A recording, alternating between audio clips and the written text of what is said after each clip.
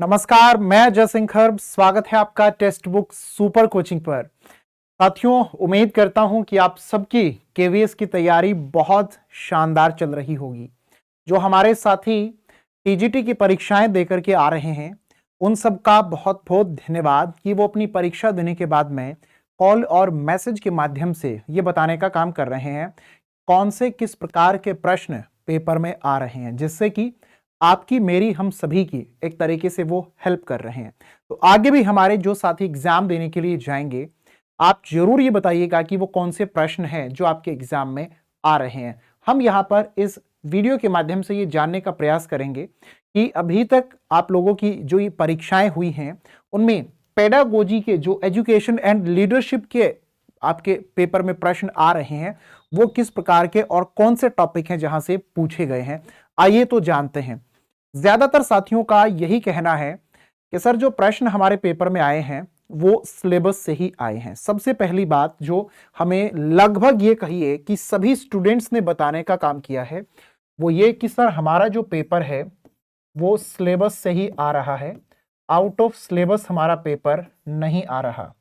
उसके बाद अगली बात ज्यादातर साथियों की ओर से जो कही गई कि सर, पेपर को हम मुश्किल नहीं कह सकते हैं और ये भी नहीं कह सकते कि एकदम ही आसान पेपर हमारा आया है। ये कह सकते हैं कि जो पेपर है वो मॉडरेट रहा, एक एवरेज पेपर रहा, एक ऐसा पेपर रहा कि जिसने पढ़ाई की है, जिसने नए सिलेबस के अनुसार अगर बेहतरीन तरीके से समय लगा करके रिवीजन किया है, प्रैक्टिस किया है, तो वो इस पेपर को कर लेगा। एजुकेशन एंड लीडरशिप को इतना मुश्किल नहीं कहा जा सकता जो पेपर में आ रहे हैं प्रश्न उनके माध्यम से, कि जो एक डर बन गया था सभी बच्चों में, तो वो डरने की जरूरत नहीं है। एक बात और आप लोगों को बता दूं कि जितना ज्यादा आसान पेपर सबको लग रहा है, वो इस बात से खुश तो हैं कि हाँ, हम कर पा रहे हैं, लेकिन पेपर वाकई में अगर सभी शिफ्ट का बहुत आसान आता रहा तो मेरिट लिस्ट आप मान करके चलिए कि बहुत हाई रहने के चांसेस हैं। और मेरिट लिस्ट हाई जाएगी, नॉर्मलाइजेशन की प्रोसेस होगी, वो अब देखेंगे आने वाले दिनों के अंदर क्या हमें देखने को मिलेगा।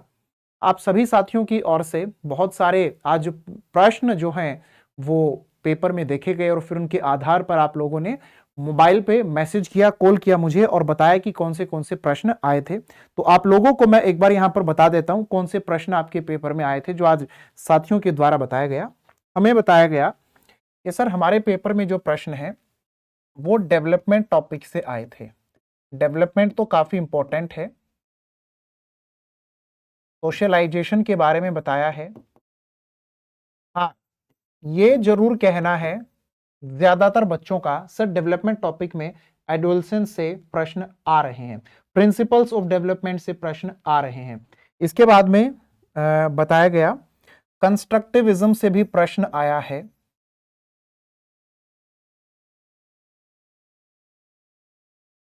जीन पियाजे का भी जिक्र है। एक बच्चे ने तो कोहलबर्ग का भी नाम लिया है। सर, कोहलबर्ग से भी प्रश्न देखने को मिला है। करिकुलम से प्रश्न आया है पेपर में। असेसमेंट से आया है। स्कूल डेवलपमेंट प्लान, जिसे हम SDP कह रहे हैं, काउंसलिंग वाला जो सेक्शन है वहां से प्रश्न पेपर में देखे गए हैं।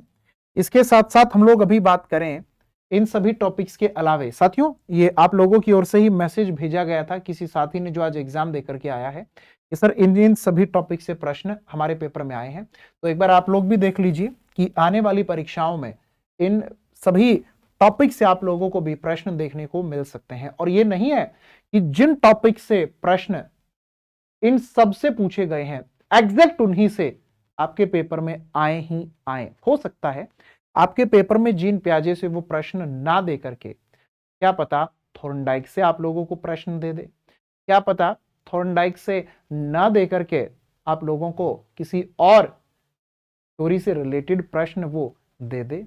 अब आप सोचोगे कि सर, ये पियाजे कोहलबर इनका कहीं जिक्र तो नहीं है, जो आपको वो बिहेवियरिज्म, कंस्ट्रक्टिविज्म, कॉग्निटिविज्म दिए गए हैं, ये उनके साथ रिलेट करते हैं और वहीं से ये प्रश्न आपके पेपर में किए जा रहे हैं। आइए और भी कुछ टॉपिक्स हैं, एक बार उनको देख लेते हैं जहां से आपके पेपर में आज बात हुई है। आईसीटी से प्रश्न आए हैं, कंप्यूटर इन एजुकेशन से बिल्कुल आए हैं, टीचिंग लर्निंग प्रोसेस से प्रश्न पूछे गए हैं। पेपर सारा का सारा एनसीईआरटी बेस्ड और जो सिलेबस है उसी से आ रहा है, आउट ऑफ सिलेबस पेपर आपका नहीं आ रहा। इंक्लूसिव एजुकेशन से आए हैं। इसके साथ हम लोग बात करें NEP 2020, RTE act 2009, NCF 2005, FLN से भी प्रश्न किए गए हैं और जो डिसएबिलिटी होती हैं वहां से भी प्रश्न आपके पेपर में आया है। इसके साथ साथ बात करें तो मेरे प्यारे साथियों, जो हेल्थ वाला सेक्शन है यहां से भी बताया गया है कि प्रश्न आ रहे हैं। जो आप लोगों का एक टॉपिक दिया गया था ना, स्कूल मेंटल हेल्थ, अगर आपने नहीं किया है तो कर लीजिएगा। तो ओवरऑल बात जो हमें समझनी है वो ये कि पेपर जो है वो इतने मुश्किल नहीं है कि एक डर लगे, डर का माहौल नहीं है अभी तक जितने एग्जाम हुए उनके हिसाब से। और सिलेबस जो आप लोगों का दिया गया है उस सिलेबस से ही आप बार बार अपना रिवीजन करते रहें और जो प्रैक्टिस आप लोगों को करनी है वो तब तलक करते रहना है। डेली एक पेपर तो करते ही रहिए जब तक आपका पेपर ना हो जाए। अच्छा एक बात बताओ, जब पेपर हो जाएगा तो उसके बाद तो फ्री हो ही जाओगे ना। अब जिनका पेपर हो गया है वो आज बड़ा रिलैक्स फील कर रहे होंगे, परिणाम जो भी होगा वो देखेंगे। लेकिन अभी जितना समय आपके पास है, जब तक आपका पेपर नहीं होता, साथियों जितना समय दे सकते हो उतना समय खुद को दीजिए, अपने इस एग्जाम को दीजिए। बहुत बेहतरीन तरीके से आप सभी प्यारे साथी भी अपना एग्जाम दे करके, ठीक है, जरूर ये बताइएगा कि पेडागोजी के, एजुकेशन एंड लीडरशिप के वो कौन से प्रश्न हैं जो आपके पेपर में पूछे गए थे और किन टॉपिक से। सभी साथियों से मुलाकात करेंगे लाइव क्लास में, तब तक सभी खुश रहें, स्वस्थ रहें।